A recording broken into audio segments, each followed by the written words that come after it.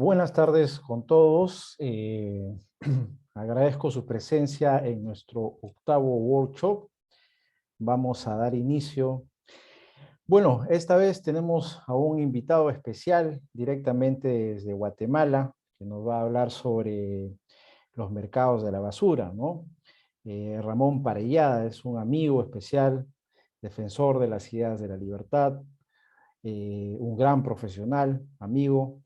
Y voy a pasar a presentarlo a Ramón, quien nos va a acompañar el día de hoy y nos va a compartir sus conocimientos sobre este tema tan importante para nosotros, ¿no?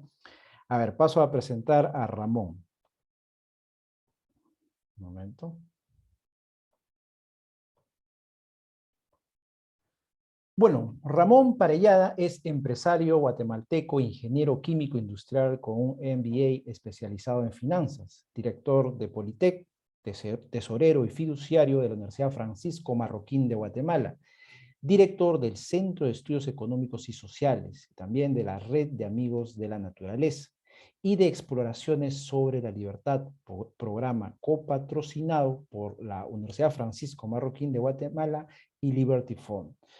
Bienvenido, Ramón. Gracias por tu tiempo, por compartir esta tarde con nosotros y bueno, te dejo el espacio para iniciar este octavo workshop. Bienvenido, Ramón.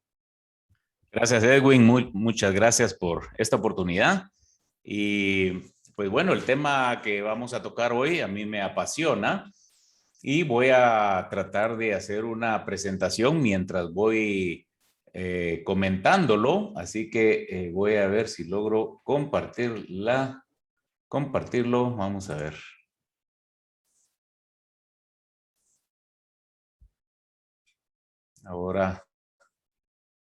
Ahora comparto. Un momentito.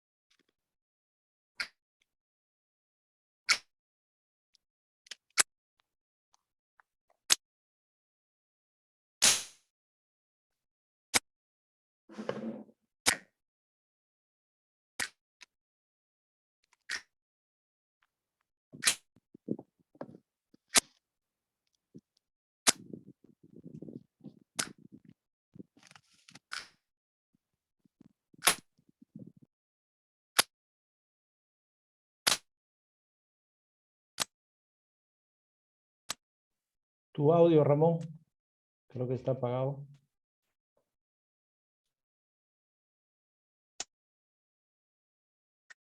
Tu audio, Ramón.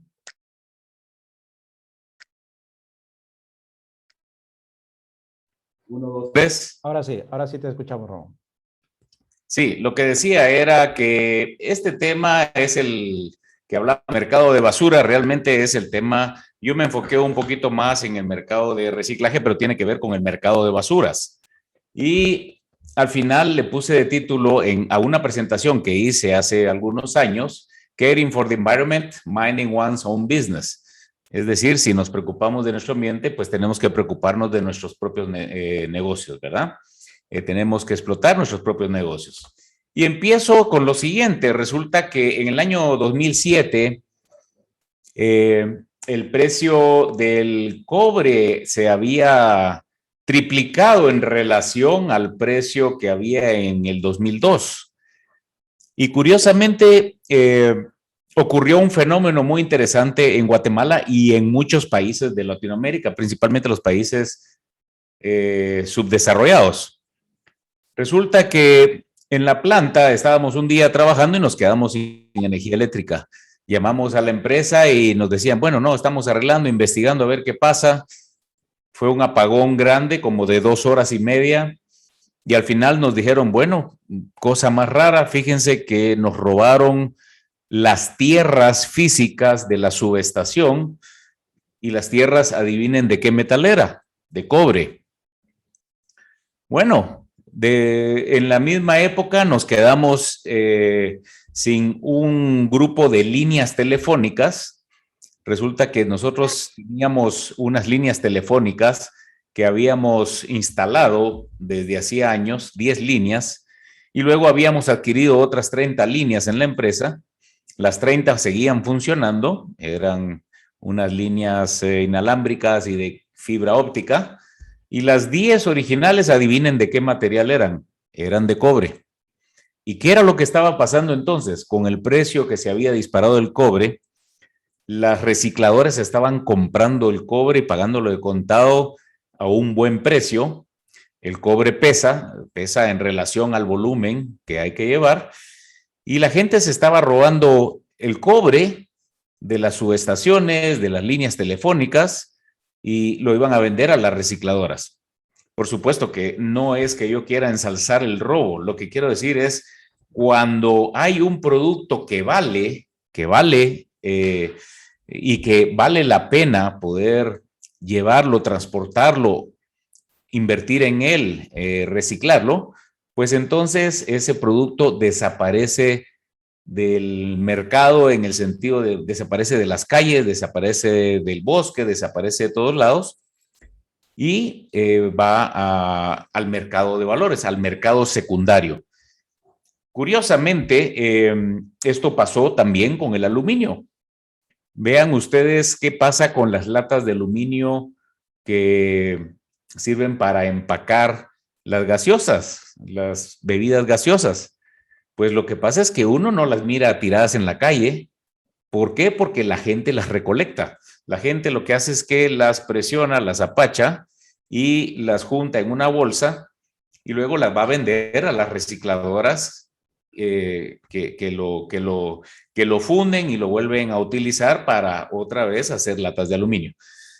Tiene una ventaja el reciclar metales, porque en el tema de los metales hay dos mercados: el mercado primario, que es el mercado de la explotación de las minas y luego su conversión a lingotes, y después de una transformación, de separar algunos minerales, de reducir, de fundir, y el mercado secundario. El mercado secundario en muchos de estos metales se ha vuelto tan importante porque el reciclar un metal, prácticamente uno recupera el 100% del metal, no hay mayores pérdidas.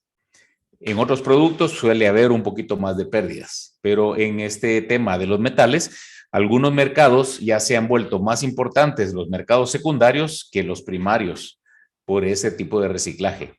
Vean ahora cómo está el cobre. Con lo que ha pasado de la pandemia, se había aflojado el precio, pero el precio ahorita de julio, de medio año del 2020 para la fecha, se ha disparado y posiblemente se siga disparando un poquito. Bueno, se ha estabilizado un poco en los últimos meses. Y esto tiene que ver con la reactivación económica y con todas las actividades económicas que viene post pandemia, que aunque todavía estamos en pandemia, pues ya todas las actividades están volviendo a la normalidad y hay problemas de logística. Y es muy importante ver el comportamiento de estos metales. Seguramente otra vez veremos una gran actividad en reciclaje, que es el mercado secundario de muchos de estos metales. Este es el caso del cobre, la gráfica que ustedes miran ahí, cómo está en junio de 2021 a la fecha, pues ya está a niveles bastante elevados comparados con el precio histórico que ha tenido. El aluminio pues tiene un comportamiento similar. A partir de julio del 2020 lleva una tendencia alcista y esperamos que a estos niveles de ahora pues ya se esté estabilizando. Un tema interesante en esto de los mercados es que el reciclaje de metales no es muy diferente de cualquier otro producto. Todo reciclaje está guiado por expectativas de ganancias al final de la operación, y quienes están involucrados en esta actividad lo hacen como un negocio lucrativo.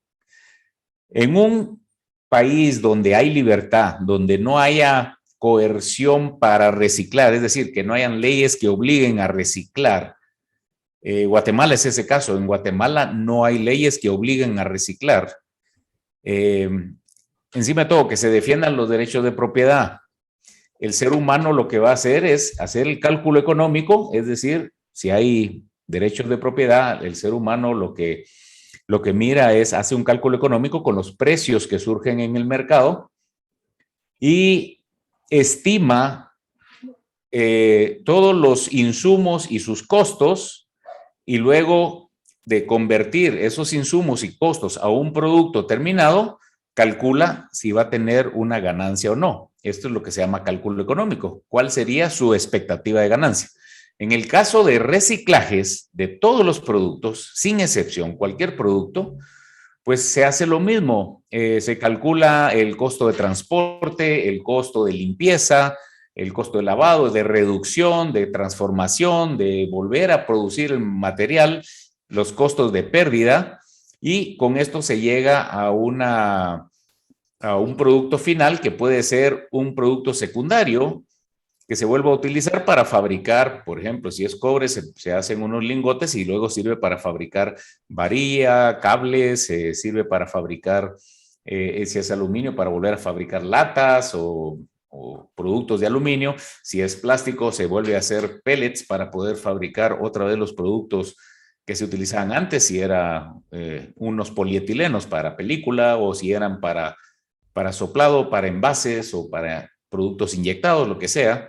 Ese sería el producto final y bueno, hay que hacer el cálculo a ver si eso deja alguna utilidad. Por supuesto que... ¿Sí? ¿Perdón? Una molestia, solo estamos viendo la primera mina. Ah, no cambió. Voy a ver qué pasó. Gracias. Gracias, Ramón. Sí, yo ya voy por otra más. Bueno, tal vez voy a utilizar aquí algo. Ven ahora los cambios, ¿no? ¿Pueden ver ahora el cambio o de la filmina o no? Sí, pero no aparece como presentación, Ramón, solo... No, yo sé, pero lo tenía como presentación, pero me pareció raro que no cambiara. Ahora sí se ve, Ramón. Bueno. Sí se aprecia, doctor.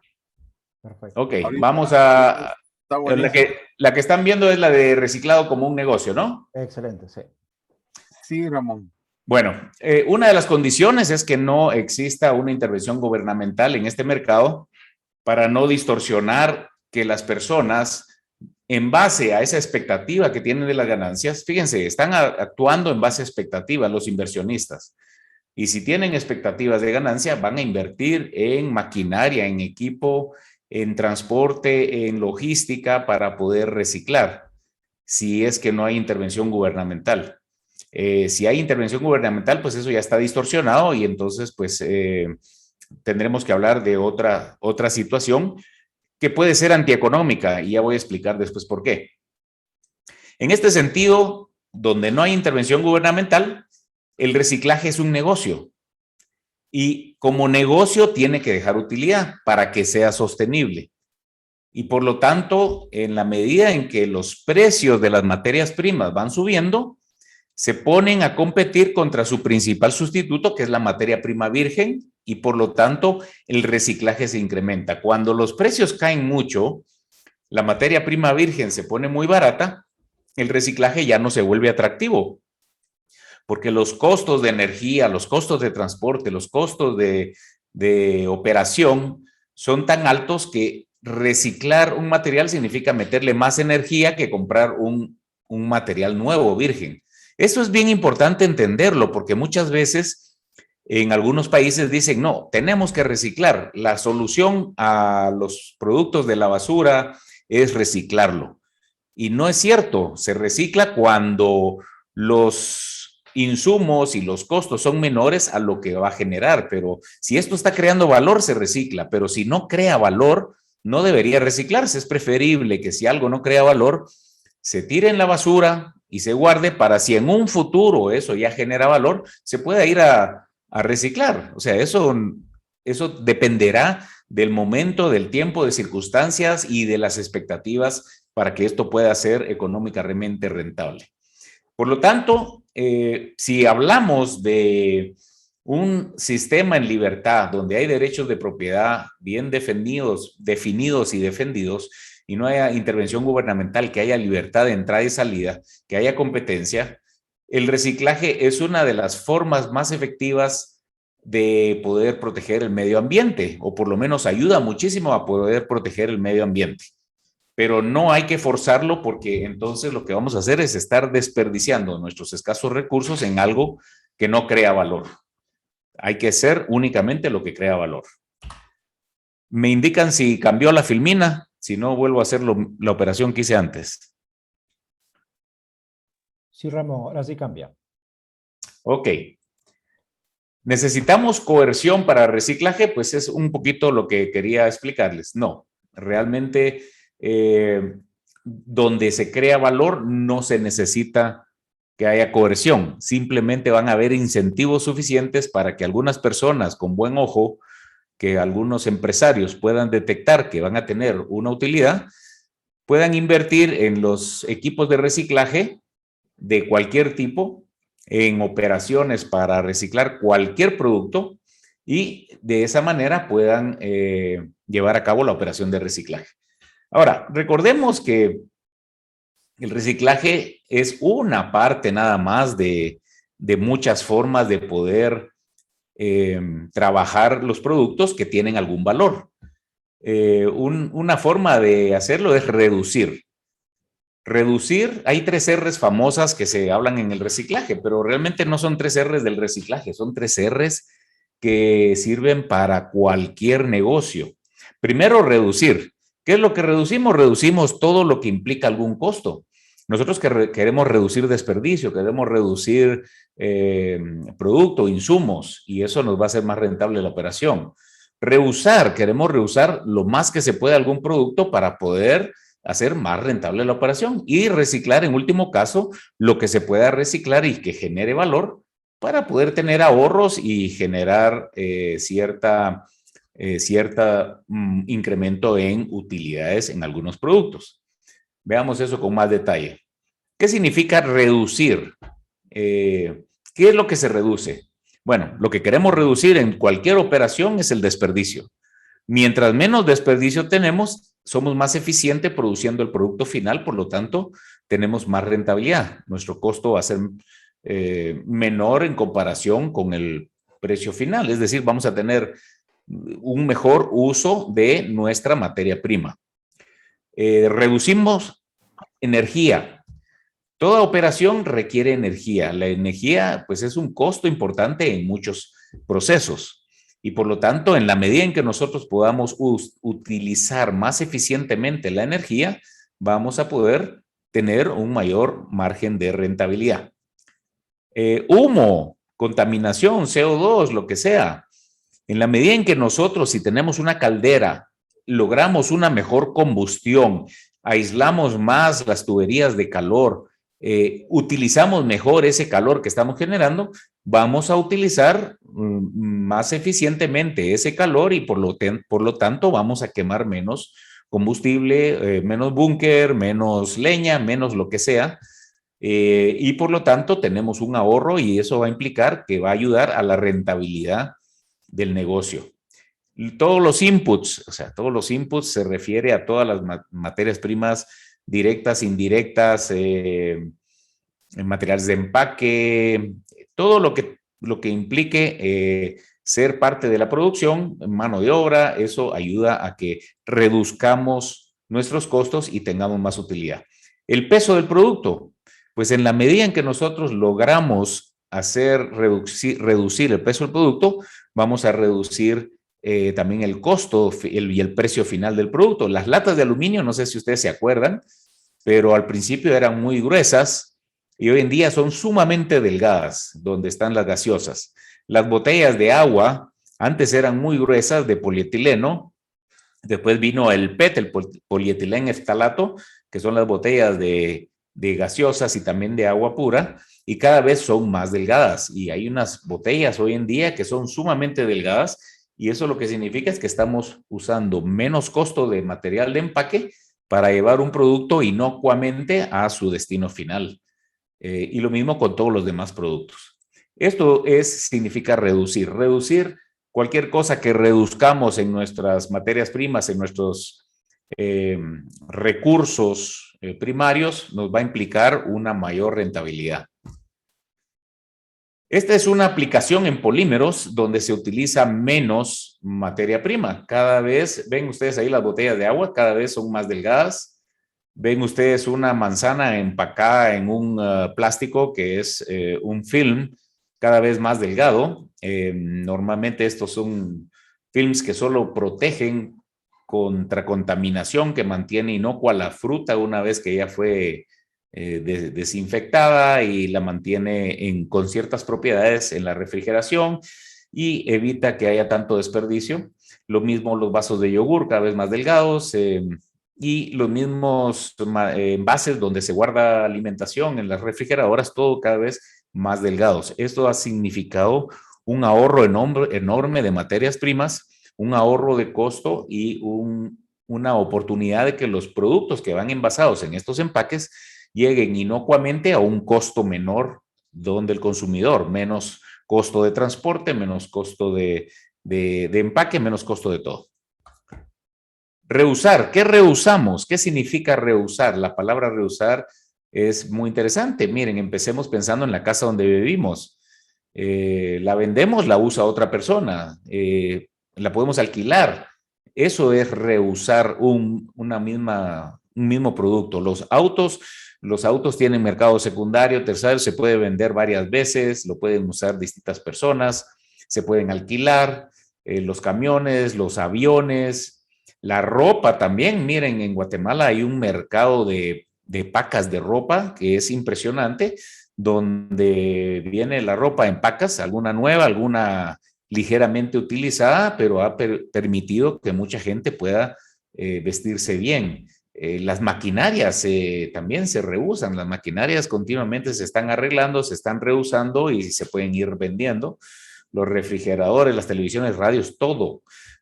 Ustedes pónganle nombre a lo que sea y casi todo se puede reusar, inclusive muchos productos que uno creería que no se usan, como contenedores de plástico, un tonel de plástico se usa, se limpian y se usa para contener agua.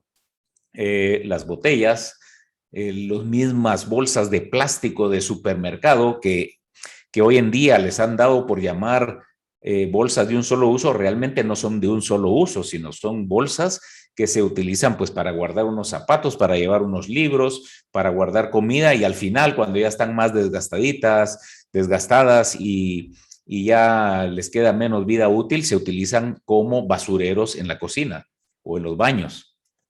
Todo tiene un reuso.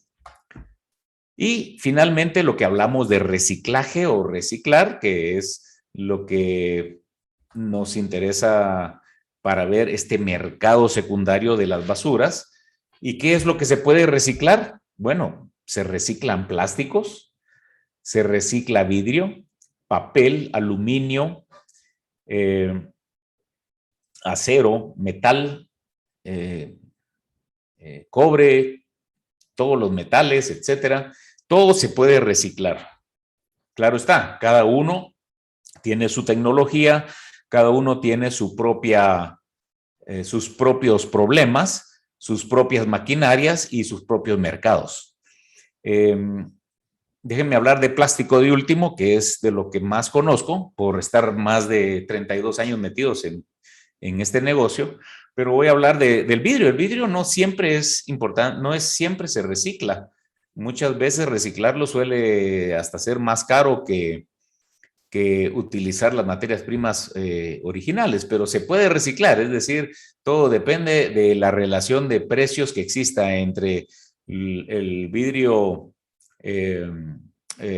utilizado contra la materia prima. Esa relación es importante. El papel también se recicla, mucho papel reciclado se utiliza hoy en día, y este papel tiene unos segundos usos. El aluminio, lo mismo, pues para las latas de aluminio, el aluminio, los metales, generalmente se utiliza y se obtiene el 100% para volverlo a utilizar en productos primarios. El plástico, a este vamos a llegar más adelante, el plástico pues tiene más problemas. Y uno de los principales problemas es el costo de recolección. No es lo mismo recolectar una tonelada de botellas de PET, de polietileno eftalato, botellas donde van las gaseosas o donde va el agua, que una tonelada de cobre. El cobre pesa mucho, o el aluminio. Una bolsa de aluminio con muchas latas apachadas, puede pesar un montón y se vende a un buen precio sin necesidad de tener demasiado transporte. Pero ¿qué pasa con el plástico? Con el plástico es un problema porque hay que estar recogiendo unas bolsas que no pesan nada, hay que recoger muchas bolsas, hay que hacer mucho trabajo para juntar un poco de peso de ese material, lo mismo las botellas. Voy a entrar a esa situación en un momento, les voy a enseñar una foto muy interesante que tengo más adelante, pero el reciclaje también depende de las condiciones de cada país. Hay países muy desarrollados donde la mano de obra no es barata, es muy cara y por lo tanto el reciclaje se hace todo manual o se tira, sí se ponen algunas normativas de separación de basura. Algunos países solo ponen separación de orgánico con inorgánico y bueno, donde está el orgánico ya se separa y es más fácil. En Guatemala no hay esa separación. En Guatemala todo se va al basurero.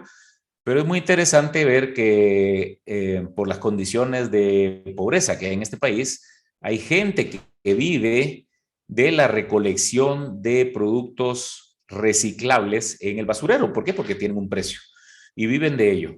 Y pues por esa condición que aunque sea triste, pero bueno, uno mira estas situaciones donde ve la gente entre la basura recolectando productos que tengan algún valor. Este es un basurero, esta es una foto de un basurero de Guatemala, del basurero de Guatemala. Han ido mejorando, pero todavía los basureros o los rellenos sanitarios de Guatemala dejan mucho que desear. Este es el que mejor se maneja. Estos camiones que ustedes miran, camiones amarillos, llevan producto recolectado, son camiones privados, llevan el producto, la recolección de basura en Guatemala es privada y funciona bastante bien. Se le paga al del camión y bueno, ellos mismos en el camión empiezan un proceso de selección de materiales y antes de entrar a este basurero ya separaron la mayor parte del material reciclable y lo dejan en la entrada donde hay gente que compra lo que es cartón, vidrio, aluminio, cobre, algún otro metal y plásticos y el plástico también lo separan en polietileno de alta densidad de soplado, polietileno de baja densidad, PET y polipropilenos y, o sea, van separando lo que puede ser de inyección también, es decir que esto antes de entrar a este basurero. Y este basurero hay otra gente que está recolectando lo que se les pasó a los recolectores de basura. Y esto es otra foto típica del basurero de Guatemala. Y aquí tenemos cuáles son los problemas principales que hay en el reciclaje de plástico. Y uno de los principales problemas es la alta inversión que hay en maquinaria. Para poder reciclar plástico, pues se necesita primero, estoy hablando de plástico post-consumidor, porque el plástico, digamos, el reciclaje del plástico postindustrial es muy sencillo porque el plástico está limpio. Cuando está limpio, se recicla en la misma planta de producción. La misma planta de producción que produce el material de empaque. Pero cuando el plástico ya está sucio, cuando es post-consumidor, que ya tiene alimentos, polvos, líquidos, algunos contaminantes, pues es más difícil porque el equipo que hay que conseguir es un equipo de lavado. Luego hay que tener un equipo de molienda que reduzca el tamaño. Vamos a entrar en eso ahorita. Hay que tener un equipo de peletización o de lo que sea y esto pues son equipos que son caros, que consumen bastante energía, pero hay que hacer esa inversión y hay que tener un área grande para poder trabajar todo eso. Pero el segundo problema más fuerte, de una vez que tienes la inversión, es el bajo peso por volumen de algunos productos. Por lo tanto, el transporte se vuelve tan caro que muchas veces no vale la pena. Y por otro En otro lado, el reciclaje de algunos productos plásticos no sirve todo para volverlo a agregar a productos primarios. No se puede agregar un producto reciclado postconsumidor a un empaque que va a ser para alimentos, a un empaque primario de alimentos, por ejemplo. Ahora, y el otro tema es, ese es el último, ¿no? Que no hay suficiente demanda para todos los productos reciclados, hay demanda limitada.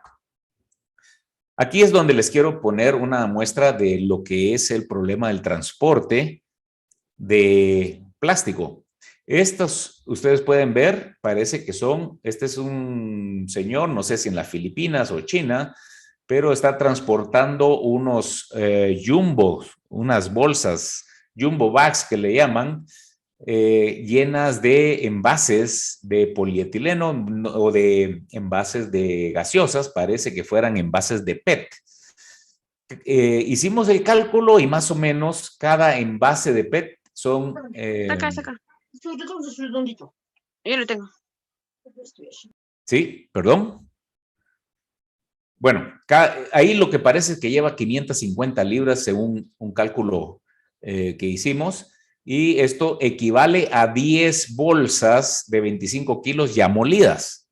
El PET normalmente se muele y después se manda para reciclaje, y el reciclaje del PET, con el PET se pueden hacer escobas, se pueden hacer alfombras, se pueden hacer telas, se pueden hacer cepillos, un montón de cosas que se pueden hacer. Incluso hay fábricas que pueden utilizar las botellas de PET y volverlo a utilizar en botellas, que eso es muy interesante por un proceso particular. Pues miren, este transporte, ahí está transportando 10 bolsas de 25 kilos, nada más que estas son 550 libras. Para hacer un contenedor puede llevar 20 toneladas. O sea, tendría que hacer 80 viajes esta persona para poder llenar un contenedor. Por supuesto, ese material hay que molerlo primero. Estas son las bolsas de PET ya molidas. Miren cómo están. Cada bolsa es de 25 kilos. Regreso a la filmina anterior, donde vemos el volumen de 10 de esas bolsas. Vean la diferencia en volumen. Y esto es lo que hace caro el transporte de algunos productos de plástico, que son muy livianos y pues estás moviendo mucho aire. Aquí tenemos una foto de distintos productos. Generalmente esta es una foto de polietilenos. Ahí tenemos la mayor parte de polietilenos son soplados y hay algún que otro inyectado, como esa tapa de una cubeta de 5 galones, o a la izquierda abajo hay un contenedor, un guacal que es inyectado, pero en general estos son polietileno de alta densidad, que todo se puede ir mezclando y se puede utilizar para reciclar. Hay un envase de PET a la derecha, pero en fin, hay que ir separando estos productos para no mezclarlos. Es importante la separación, algunos de PET. Entonces, esto se hace mediante personas que están escogiendo y que ya conocen de qué material es cada cosa. A simple vista yo ya veo distintos materiales que se pueden ir separando para no mezclarlos. Si todo se mezclara, entonces ya pierden algunas propiedades para su reuso. Este es una planta donde se está agregando todo el PET. Ahí hay unas personas que están separando el PET. Las botellas estas se ve que vienen con su etiqueta. La etiqueta es de polipropileno, el envase es de polietileno eftalato. Y lo que se hace es que se van separando. Ahí hay unas personas que separan algo que no debió haberse ido ahí, y después pasa por una molienda. Aquí vienen las botellas, se meten a un molino, se muelen. Algunas no se muelen, sino directamente para ocupar menos espacio. Se hacen pacas con ellas y después se muelen, y así ocupa menos espacio en la bodega. Estas ya son las pacas hechas de estos materiales. Estas pacas ya ocupan menos lugar que si solo están sueltas. Aquí vemos otro tipo de pacas. Aquí otras pacas. Estas son pacas de película de polietileno. Y aquí tenemos un molino que vemos cómo el material termina siendo molido bastante fino. Aquí está el PET con todo y las etiquetas.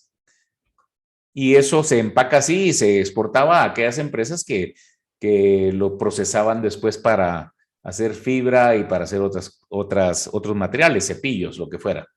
Esta es una peletizadora, es una máquina que se mete el material ya molido y lo que saca son pellets.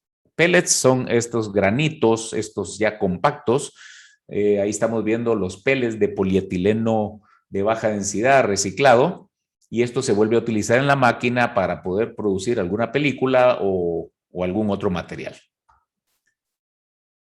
En los últimos años ha habido mucha presión social para forzar el reciclaje, y ha sido un error porque es verdad, nadie quiere ver esta foto.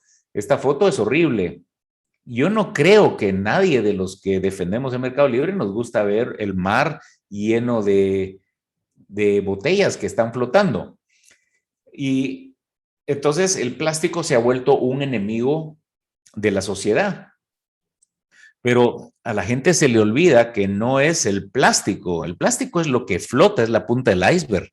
Si hay plástico, también hay otras cosas que se han tirado, materiales orgánicos, se han tirado otros productos que se van al fondo del agua, y esos contaminan porque al ir al fondo del agua, la demanda biológica de oxígeno que generan al descomponerse es tan tremenda que matan los peces. El plástico es inerte generalmente, lo que pasa es que se mira muy feo, visualmente es horrible, y pues hace que se vea todo muy feo.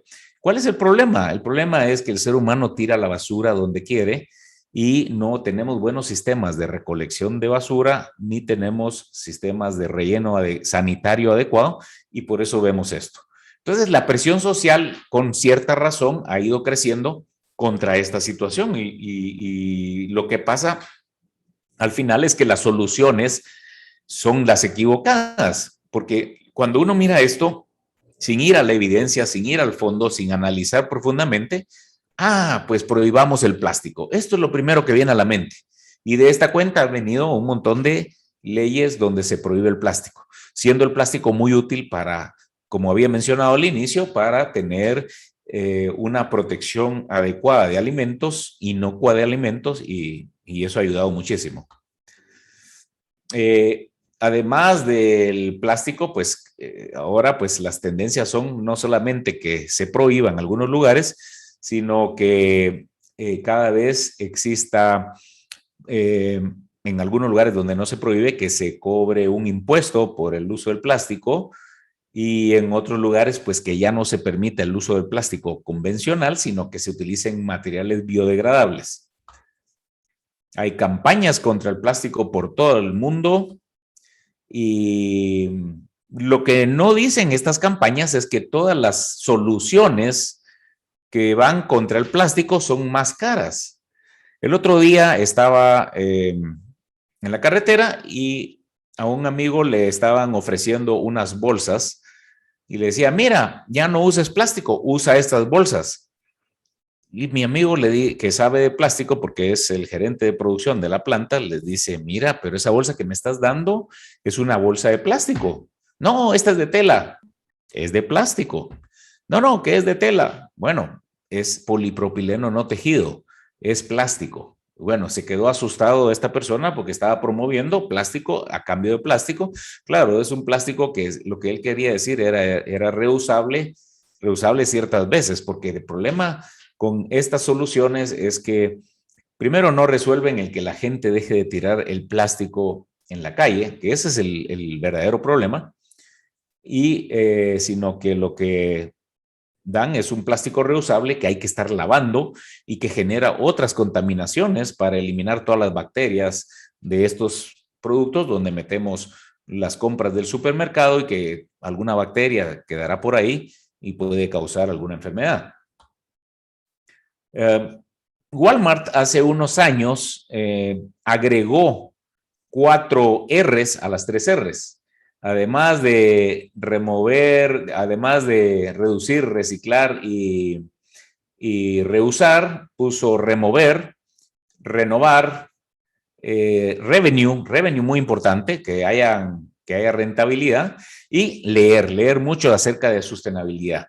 Por supuesto, ellos tenían un sistema bastante complicado de hacer sus mediciones, pero lo que querían es que hubiera cada vez menos material de empaque y que no se perdieran la rentabilidad, sino que cada vez fuera más rentable los productos. Una de las ideas de Walmart es que sea siempre el que vende al precio más barato. Entonces, ellos no estaban de acuerdo con eliminar el plástico, simplemente de ir aprendiendo a usar menos, a reciclarlo, a reusarlo, a regresar, a tener sistemas que puedan servir para distintos propósitos. Con esto del plástico se han generado otros mercados, pero son mercados un poco forzados. Mientras haya libertad, no veo problema en el que quiera comprar un producto a base de un material biodegradable.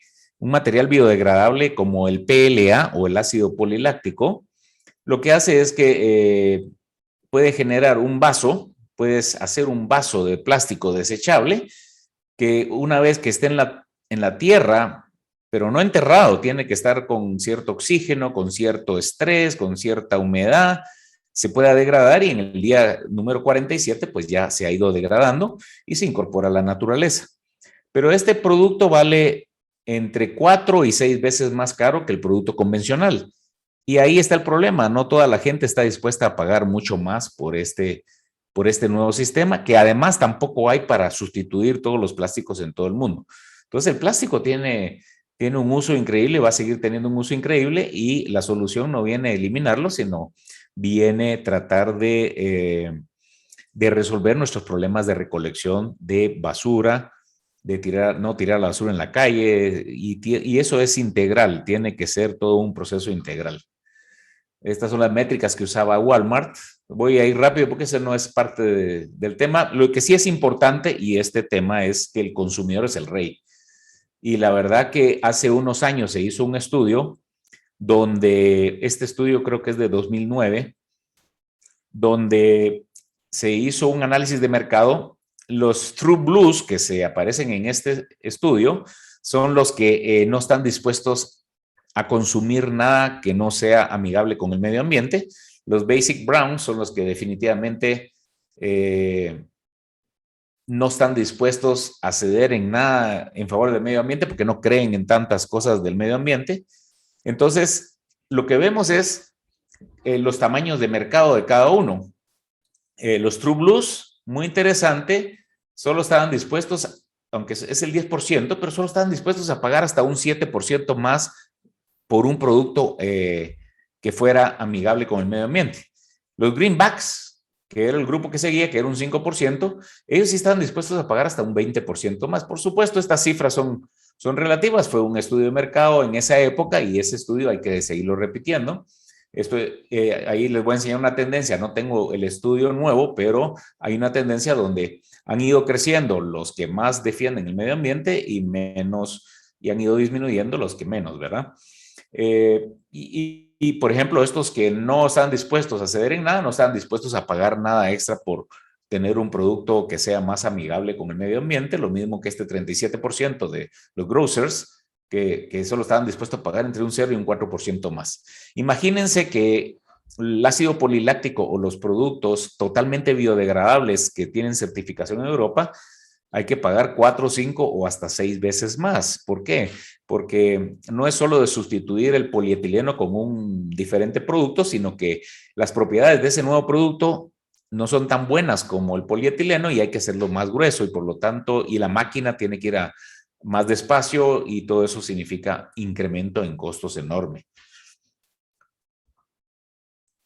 Esta es la tendencia. En 2010, pues este grupo rojo era el que era más escéptico con los temas del medio ambiente, se ha reducido el 24%. Esta gráfica no está tan clara, pero los grupos que son más favorables al medio ambiente han ido creciendo y esta es una tendencia que viene cada día más.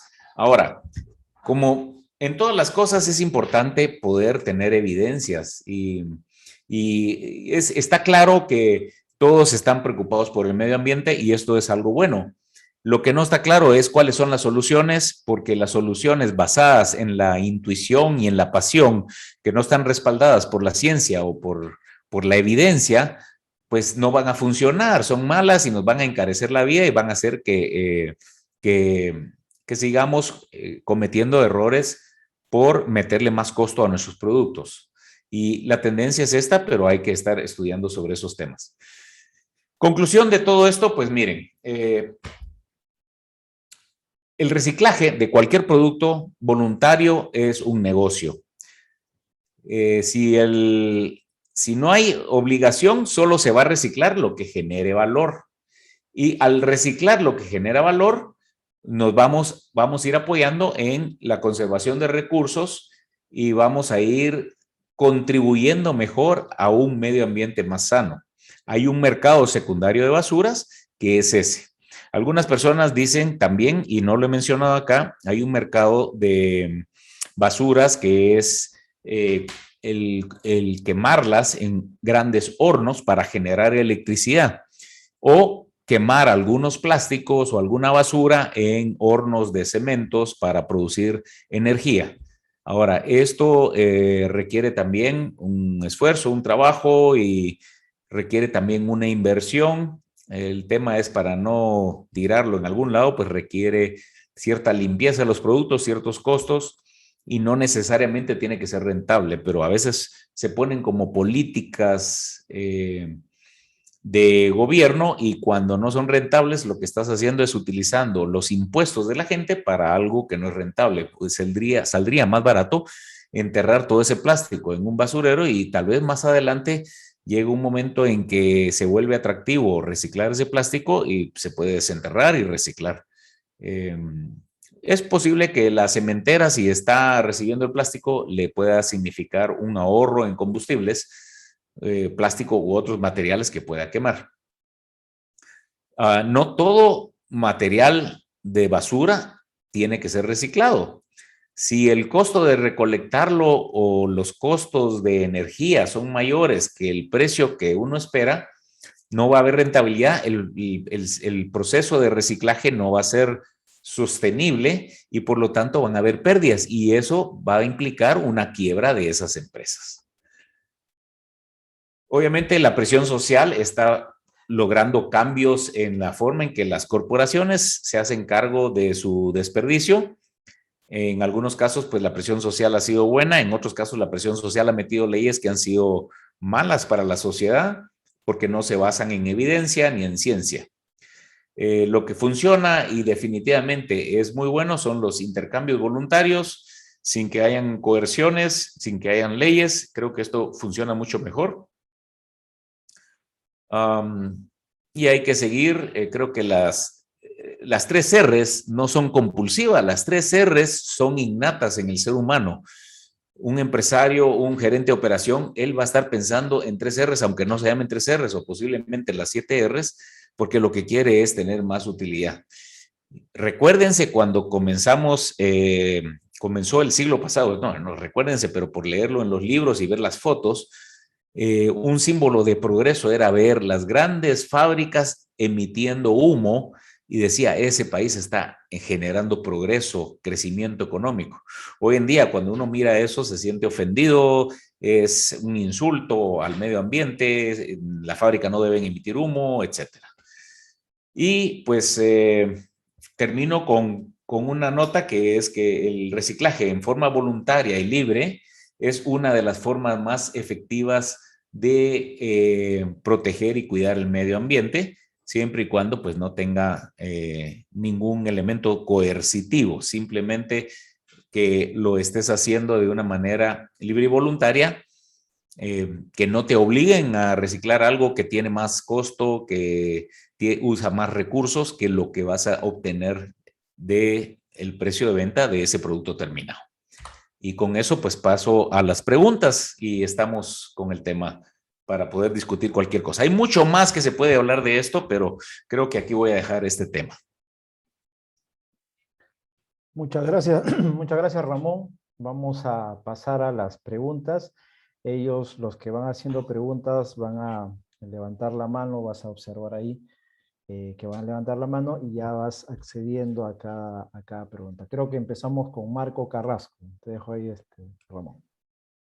Adelante. ¿Qué tal? ¿Cómo está? Muy buenas tardes. Saludos desde México.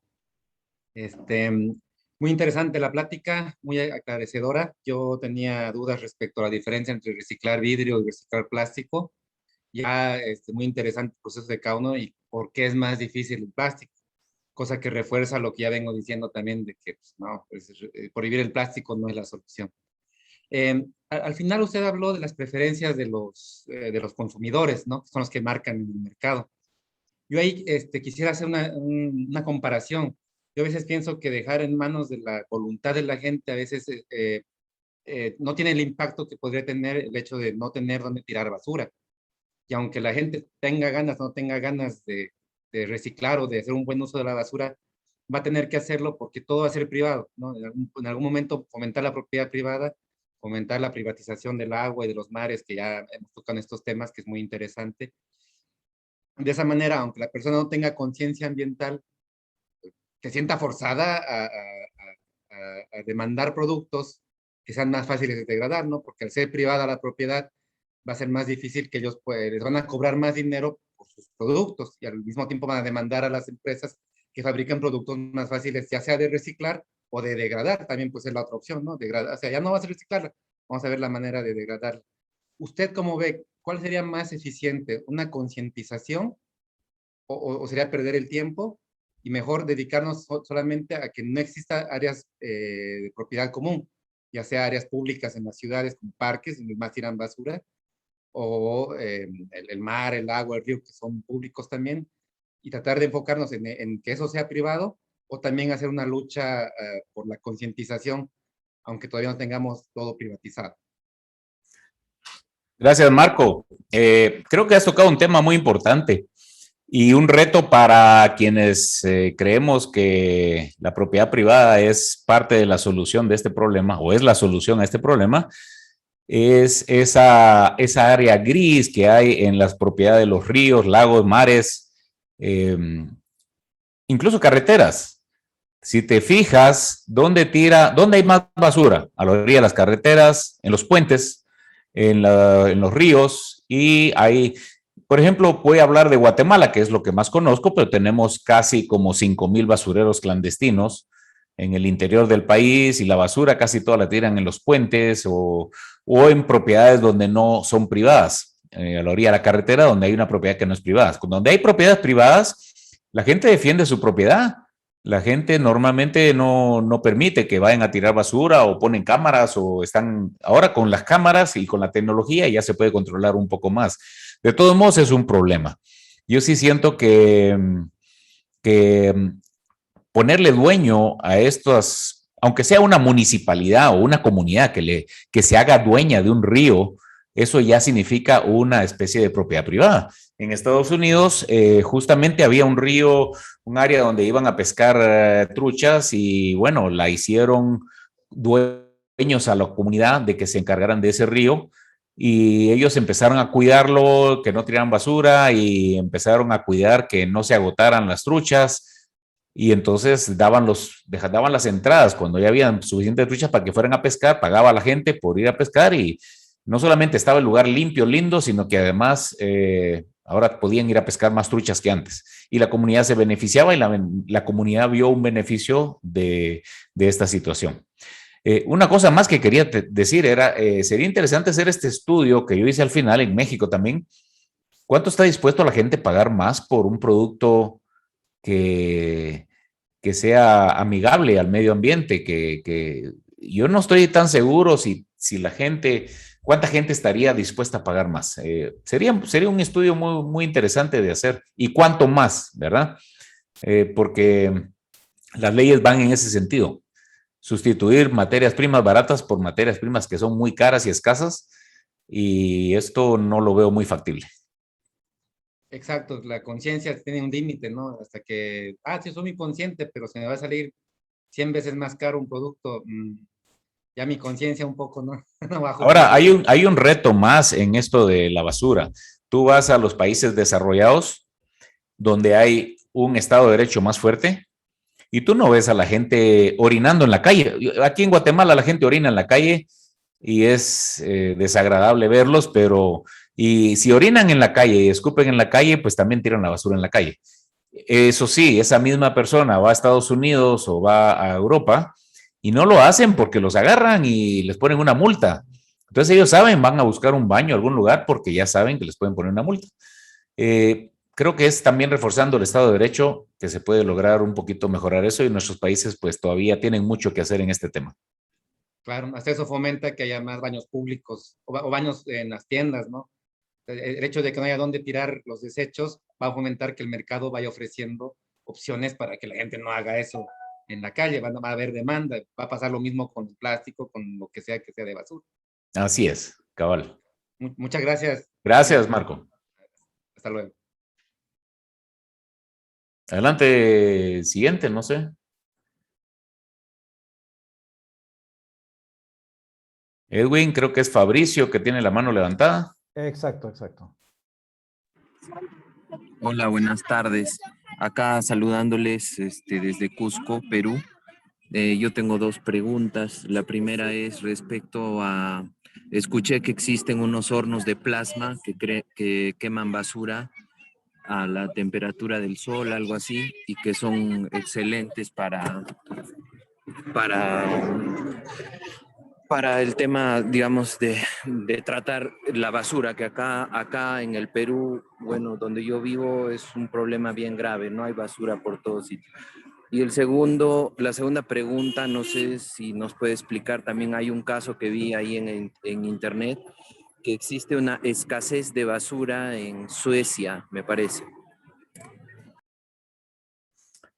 Bueno, no conozco mucho la tecnología, no me he metido mucho a la tecnología de los hornos de quemar basura. Sé que existen hornos de quemar basura y hornos de quemar plástico y otras cosas, precisamente en Europa y los países escandinavos. Tú hablas de Suecia, pues es uno de los países escandinavos, y Japón también tienen muchos sistemas para quemar ciertos tipos de productos, cierta basura y el plástico particularmente. Normalmente en esos países una parte se recicla, una parte se quema y muy poco queda como enterrada en un basurero. Prácticamente todo se recolecta, se separa, y si no se recicla se genera energía o se quema, ¿verdad? Cualquiera de las dos cosas, se quema generando energía o se quema para su destrucción total. Pero no conozco la tecnología. Solo me entra la duda si esto es rentable o no.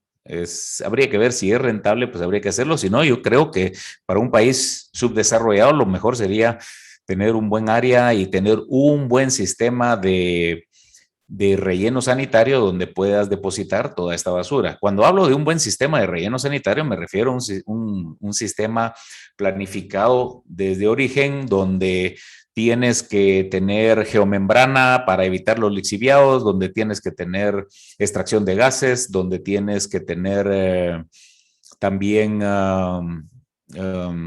manejo de tierra sobre cada capa de basura que vas agregando.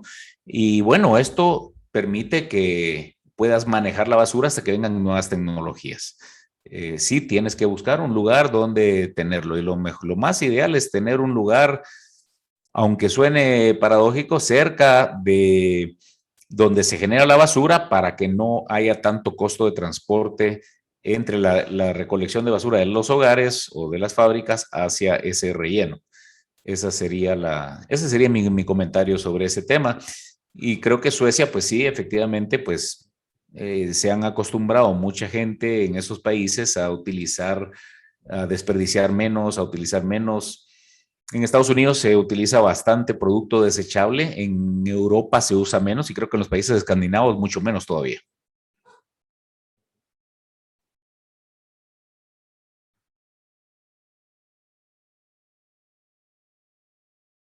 Ok, Ramón, tengo una pregunta, Ramón, mientras el resto va animándose. Indicaste en tu exposición, Ramón, que una de las soluciones sería tener un buen sistema de recolección de basura y rellenos sanitarios. ¿Por qué estas soluciones no se implementan eficientemente en Latinoamérica? ¿Qué sucede? ¿El Estado no tiene el conocimiento para poder hacerlo? ¿Tiene un conocimiento muy limitado? ¿O ha monopolizado sus soluciones y no abre al mercado estas iniciativas? ¿Qué sucede ahí? Es lo último, Edwin. Yo creo, en Guatemala, por ejemplo, existe una ley donde la obligación de la recolección y manejo de basura es de las municipalidades. Y ha habido tanta corrupción y tantos casos desastrosos en este país que yo no he visto la posibilidad de que alguien en lo privado pueda montar en un terreno un relleno sanitario y poner el sistema de recolección de basuras.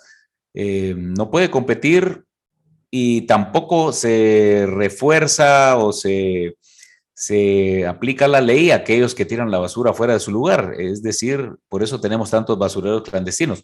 La ley como que no permite, o sea, le da la potestad a estas municipalidades y ellas son las rectoras en este tema. Yo creo que habría que abrirla más para que cualquiera pudiera manejar esto y poder cobrar por el manejo de basura. De hecho, para poder manejar la basura, para poder deshacerte de la basura, necesitas pagar por ello. Y hay gente que se especializa en ello. Las fábricas, por ejemplo, contratan empresas que manejan materiales peligrosos o materiales más difíciles de tratar.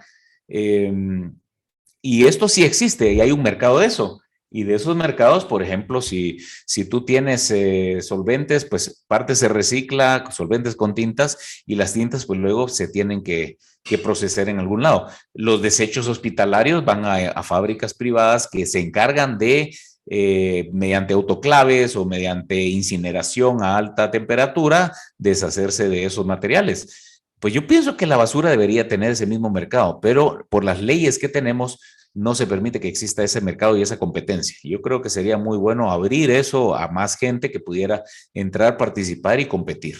Eso sería mucho más eficiente.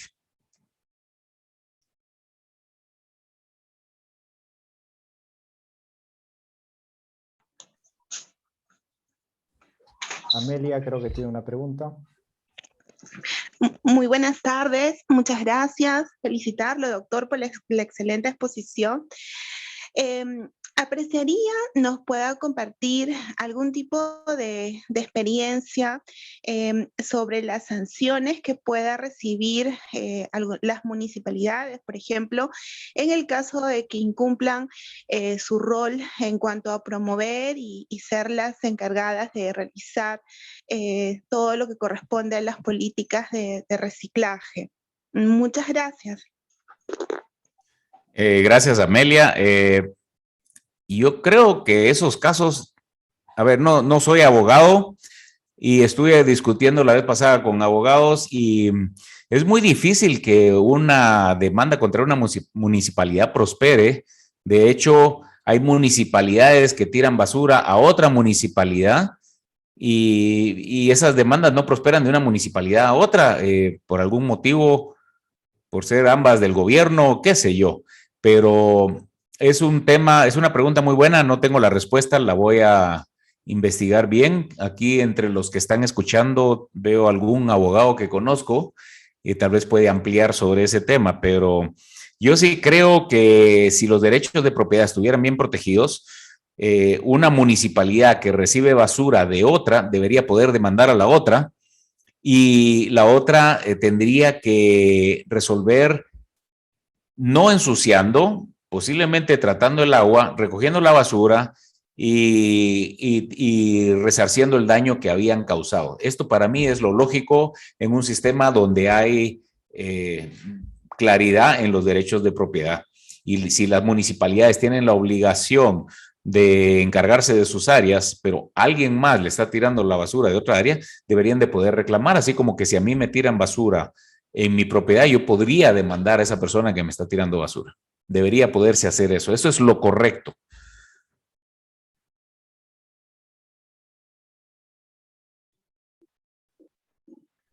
Muchas gracias, doctor. Tenemos la pregunta Gracias. de Karina.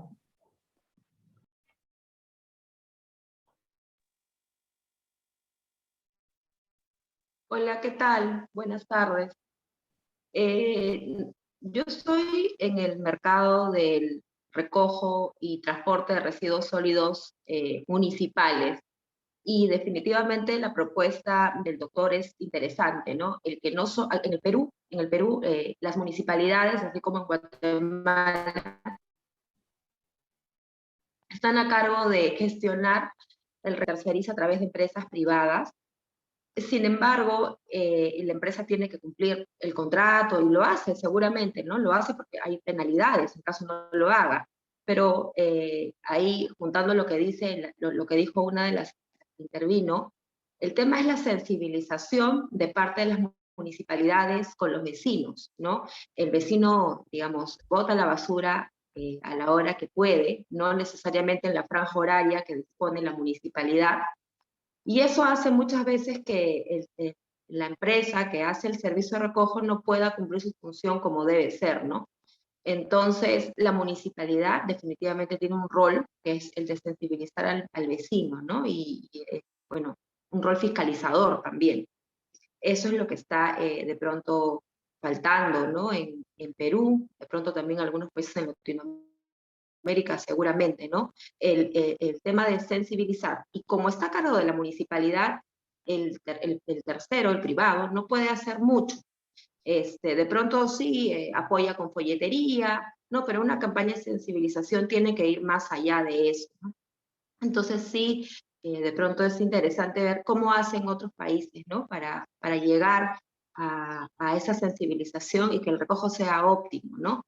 Y sí quería hacer una pregunta al doctor, a ver si había, o cuál había sido la experiencia en los mercados de desmonte, ¿no? Porque, por ejemplo, en la municipalidad en la que yo trabajo, gestionamos, tenemos un problema muy arduo con el desmonte, que es algo que nosotros, por ser empresa que recoge residuos municipales, no podemos recoger. Y todos los días hay problemas con el desmonte, ¿no? ¿Cuál es la experiencia, o cuál es, digamos, la experiencia en otros países sobre qué hacer con el desmonte, ¿no? Acá me parece que solamente hay una sola empresa que trata de tratarlo de alguna manera, pero sí me gustaría saber qué experiencia ha habido de emprendeduría con el tema del desmonte, ¿no? Karina, ¿a qué te refieres con desmonte? Perdón, me gustaría Ok. entender bien eso. Claro, el desmonte son los residuos sólidos de la construcción. Residuos Ok. sólidos de la construcción, sí. Ya, muy bien. Bueno, vuelvo a la primera pregunta o comentario de la sensibilización. Pues mira, a veces el Estado de Derecho es lo que nos está faltando en estos países. La municipalidad no solamente tiene que sensibilizar, sino que en cuanto tiene que aplicar la ley y que haya certeza ante la ley. Si el vecino saca la basura fuera de horas, pues se le penaliza y ya está. Pero lo que pasa es que en estos países no lo hacemos. Vete a Alemania a sacar la basura fuera de la hora y vamos a ver si no tienes la policía encima poniéndote una gran multa.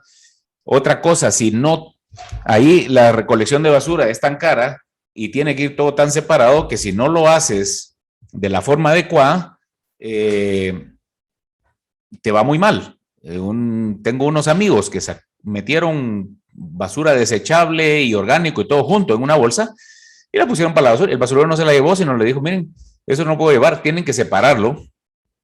Y ahora como ya pasé, hasta la otra semana no pasó, tienen que llevarlo al basurero, ir a poner en cada lugar cada bolsa. Entonces tuvieron que agarrar las bolsas donde habían echado todo junto.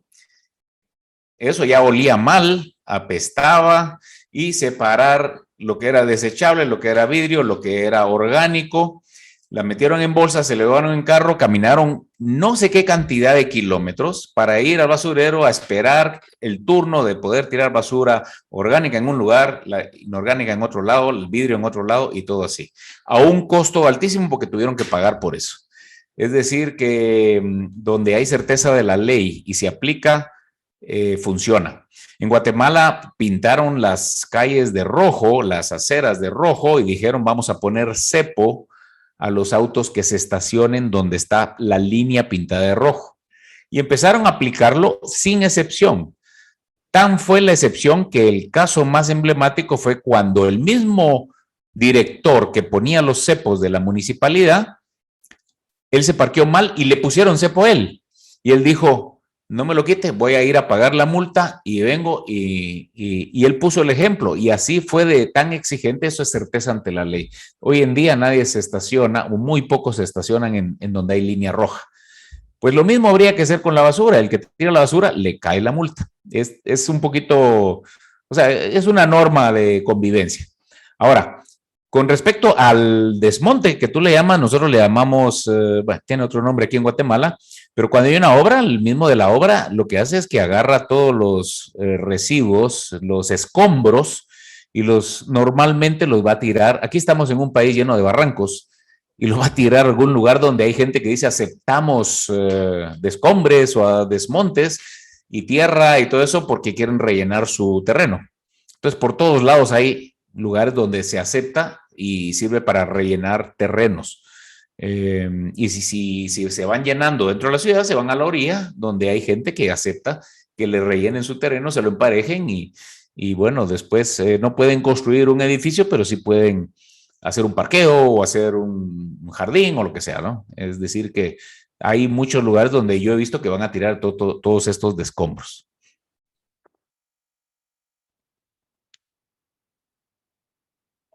Gracias. De nada.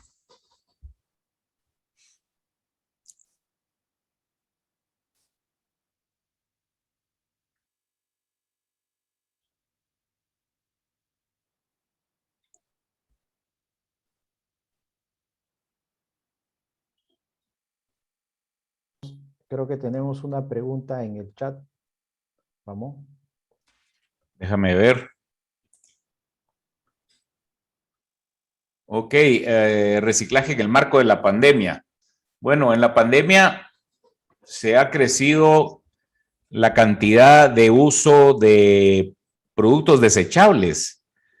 Es cierto que antes la gente hablaba mucho contra el plástico, pero ahora la gente está usando más plástico por todos lados. Vas a un restaurante y te ponen todos los cubiertos y todo envuelto en plástico. Vas a cualquier lado, estás usando las mascarillas de polipropileno no tejido o usas los equipos de hospitales, usan polipropileno no tejido. Claro, algunos son reciclables, otros no. Algunos se pueden reciclar fácilmente, otros pues es más complicado. Lo cierto es que durante la pandemia, al principio que se prohibió movilización de la gente y todo, se paró alguna de las industrias. Reciclaje también se aflojó un poco, pero luego ya arrancó y ya está arrancando con fuerza. Guatemala, por ejemplo, que es de lo que conozco, es un país, y Centroamérica es una región donde hay bastantes sembradíos de banano y se utiliza mucho banano de exportación, se utiliza bastante reciclaje en cuanto a productos plásticos para hacer esquineros que se ponen en las tarimas de los contenedores que se exportan. Esos son plástico reciclado, hechos en máquinas inyectadas, en máquinas especiales. Y también hay mucho reciclaje de lo que es películas de plástico para basura y para otros productos. El tema de las bolsas de basura sigue creciendo en la medida en que algunas empresas han prohibido o han dejado de dar las bolsas de camiseta. Lo que ocurre ahora es que hay más demanda de bolsas de basura y es muy interesante ver ese fenómeno porque se quería consumir menos plástico, pero se está consumiendo más. En fin, hay una serie de productos que están ayudando a este reciclaje. Ahora, durante el principio de la pandemia ocurrió un fenómeno muy interesante. Los precios de la materia prima se habían caído enormemente. A mitad de la pandemia, digamos ya el segundo semestre del año pasado, empezaron a subir.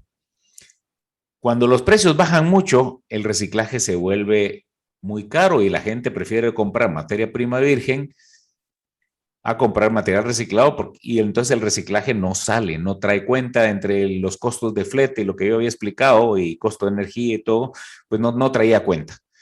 Hoy en día la materia prima está al triple de lo que estuvo el año pasado, entre 2.5 y 3 veces más cara que la materia prima de plástico, y ya el reciclaje se ha vuelto atractivo otra vez. Entonces, hay muchos productos que se están volviendo a utilizar, el reciclaje subió de precio, pero está más barato siempre que la materia prima de origen, y para esos productos secundarios es una buena opción. Eso es lo que está pasando hoy en día. Yo creo que el reciclaje no tiene más que ver con los precios de las materias primas vírgenes, que son su principal sustituto, que con fenómenos como la pandemia u otros fenómenos.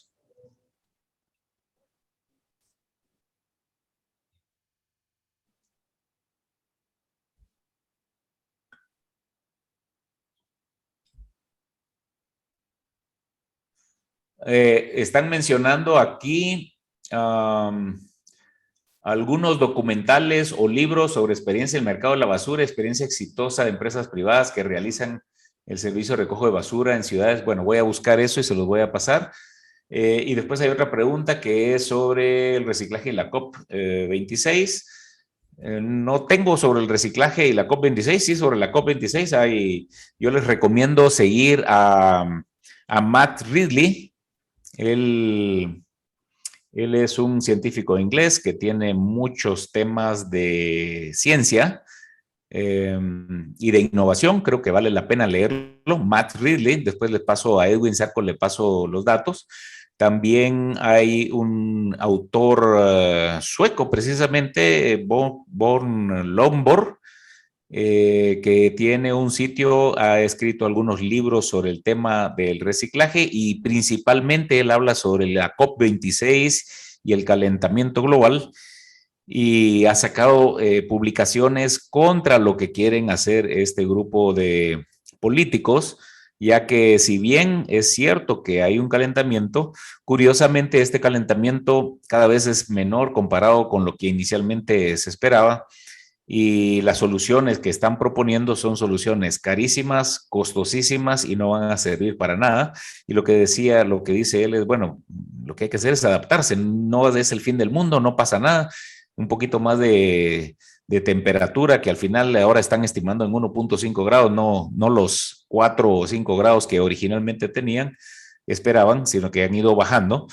Pues este incremento ha permitido que el mundo esté más verde, y ha desmentido a todos aquellos que afirman que cada vez por el cambio climático hay más problemas de fenómenos meteorológicos destructivos, y ha sacado una gráfica recientemente donde la realidad es que en el último siglo cada vez hay menos muertes asociadas con fenómenos meteorológicos como incendios, huracanes, sequías, todo esto. Cada vez es menos esta situación, contrario a lo que dicen muchos. Estaba escuchando el otro día a una persona en la radio decir que ahora comamos menos carne, que tenemos que comer menos carne. Y yo digo, bueno, es que todo se lleva al extremo, es simplemente...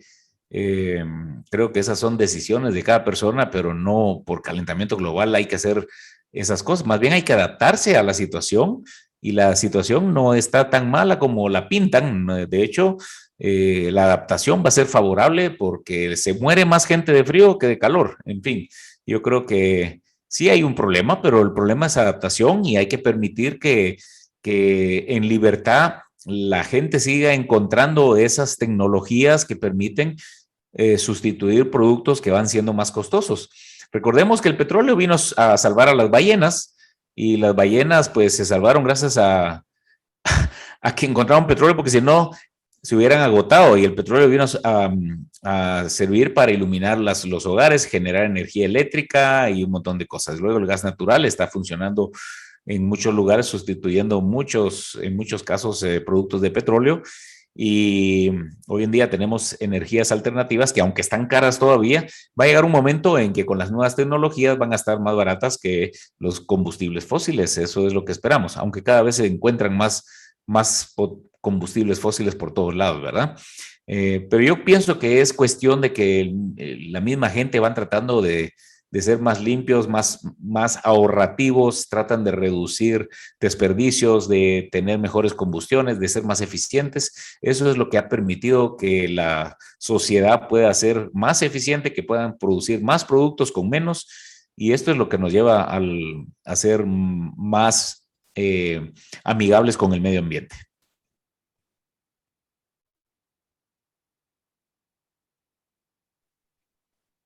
Gracias, Ramón. Tengo una consulta, de repente mientras los participantes piensen en alguna más.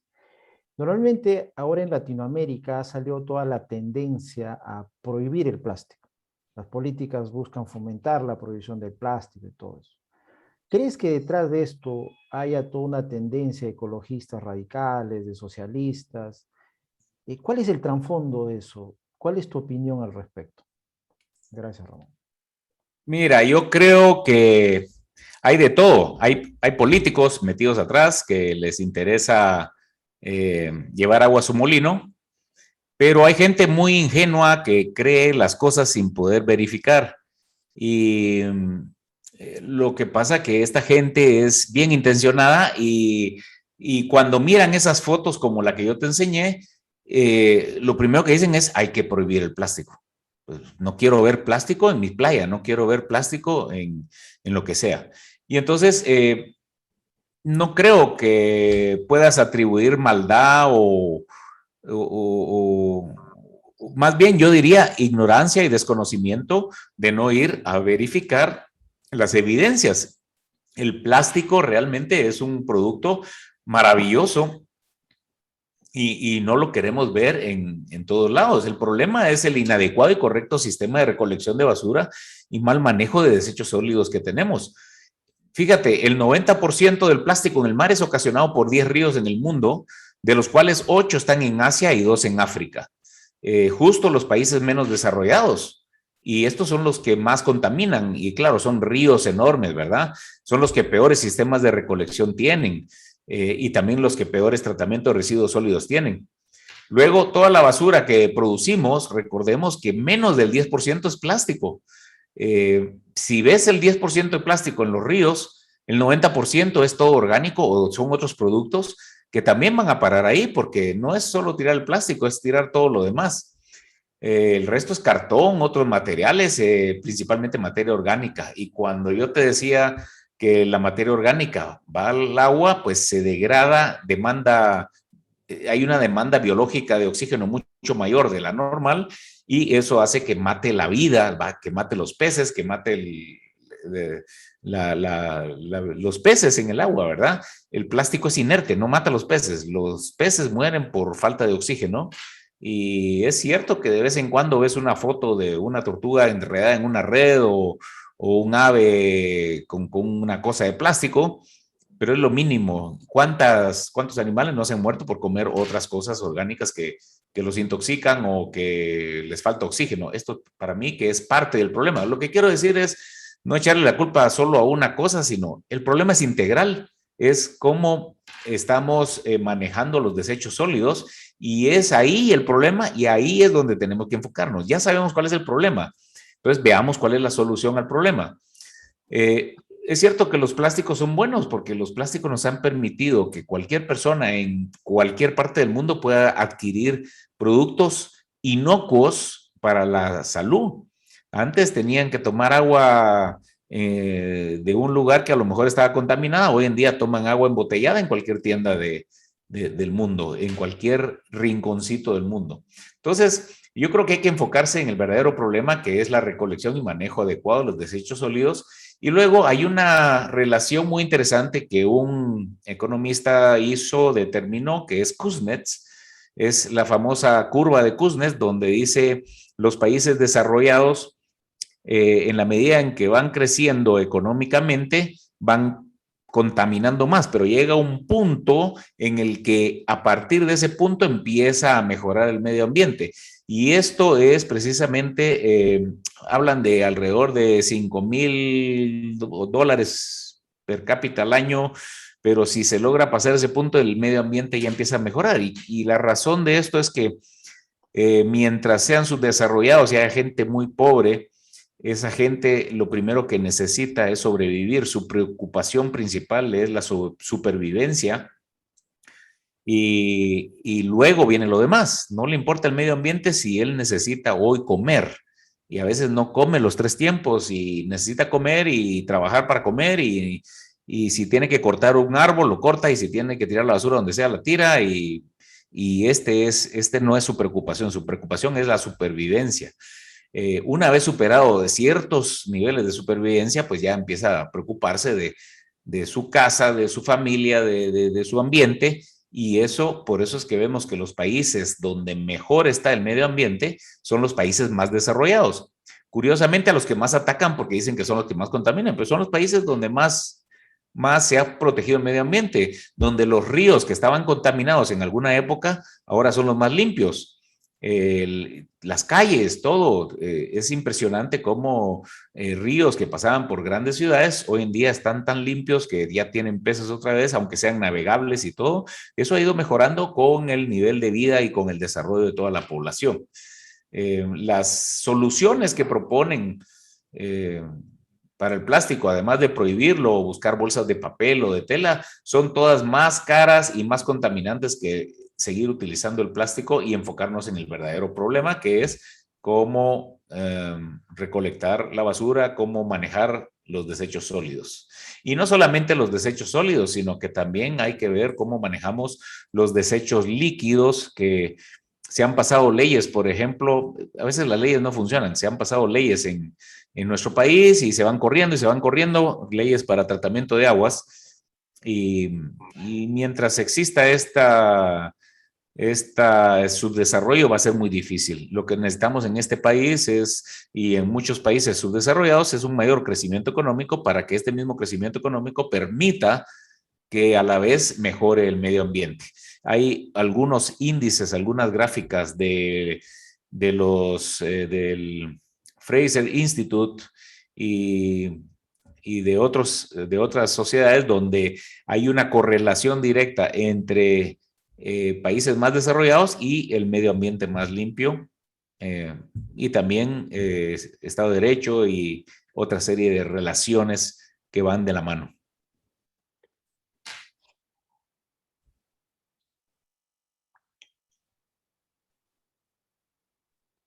Gracias, Ramón. Tenemos una pregunta de Natalie en el chat y luego Amelia ha levantado la mano.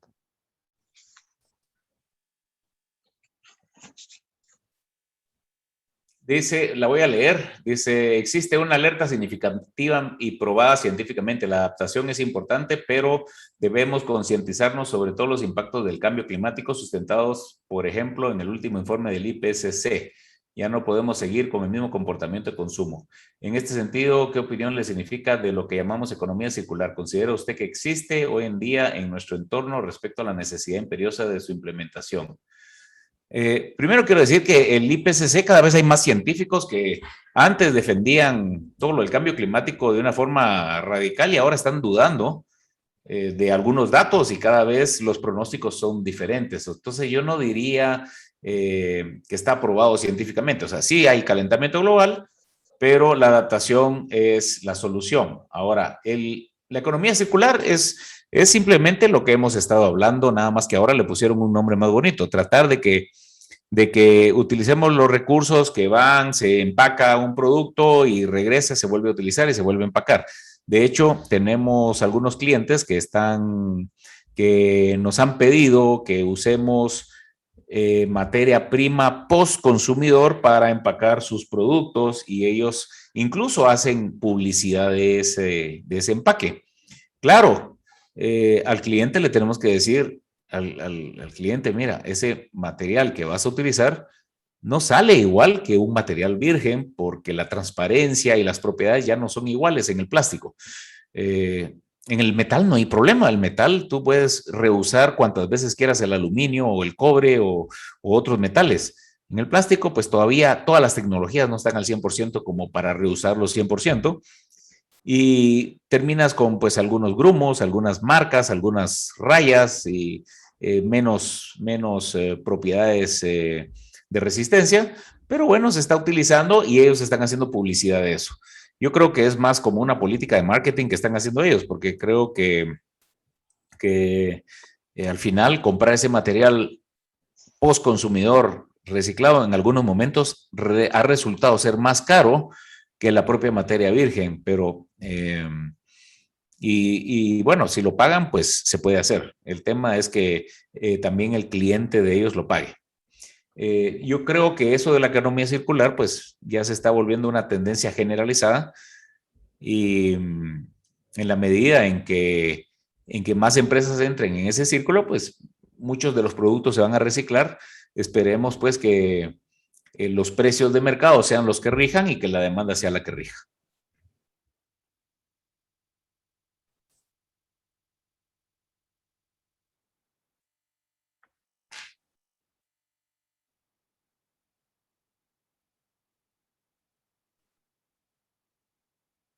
Gracias, Ramón. Tenemos una pregunta de Amelia.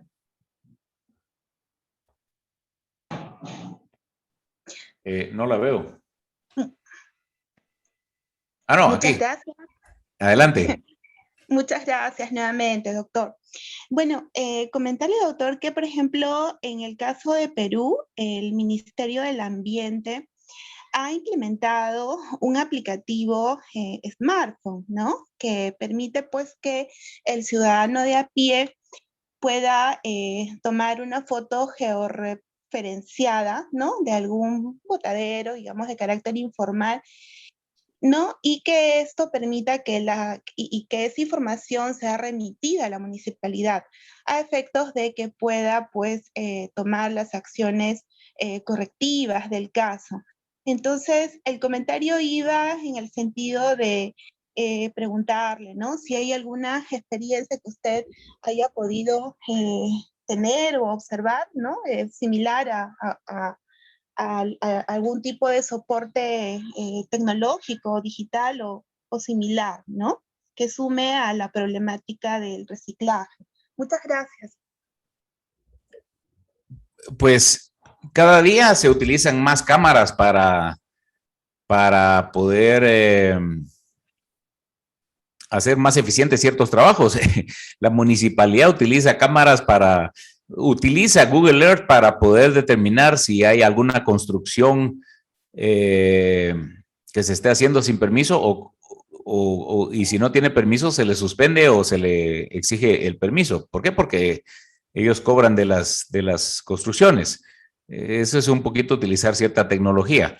En Antigua Guatemala se han puesto cámaras por parte de empresas en lo privado para determinar, detectar los ladrones y la gente que está fastidiando, y en coordinación con la policía y la municipalidad, pues han podido atrapar algunos delincuentes.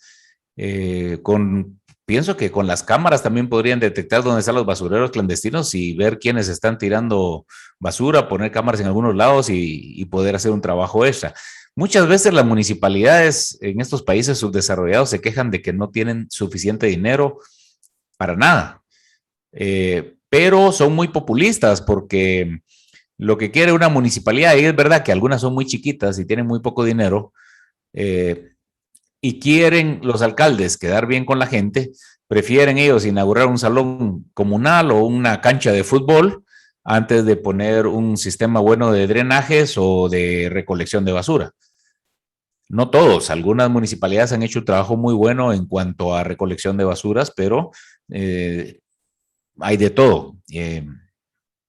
Yo creo que en la medida, otra vez volvemos, en la medida en que tengamos más capacidad de desarrollo económico, vamos a tener más acceso a nuevas tecnologías que nos permitan ayudar para todos estos trabajos. El reciclaje también con el tiempo van mejorando las tecnologías, cada vez con menos consumo de energía eléctrica. Si podemos llegar al lugar donde se recolectan los plásticos y reducir el tamaño ahí, pues vamos a poder transportar más.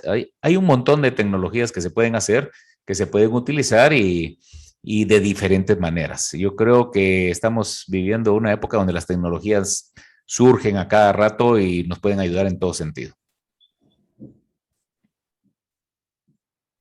Muchas gracias, doctor. Muchas gracias, Ramón. A ver si tenemos alguna otra pregunta. Si no, estaríamos cerrando el workshop. Ok. Creo que ya no hay más. Muy bien. Bueno, Ramón, quiero aprovechar para agradecerte por el tiempo que nos has brindado. Desde Perú te mando un gran saludo, un saludo a todos los amigos de Guatemala. Para nosotros es muy valioso que hayas podido compartir tus conocimientos, ¿no? Con todos los estudiantes y participantes de este workshop y del programa de formación en ecología de mercado que el Centro de Investigación Looking está impulsando. Gracias, Ramón, siempre eres bienvenido y para nosotros es muy valioso lo que nos has compartido la tarde de hoy. Muchas gracias, Edwin, y espero poder seguir colaborando de alguna manera. Gracias, y gracias Ramón. A todos. Hasta Muchas luego. Gracias, Ramón. A todos, gracias por su participación. El video de esta charla, de este workshop, estará en nuestro YouTube del Centro de Investigación Looking. Muchas gracias, Ramón. Un abrazo de Perú. Gracias a todos. Gracias.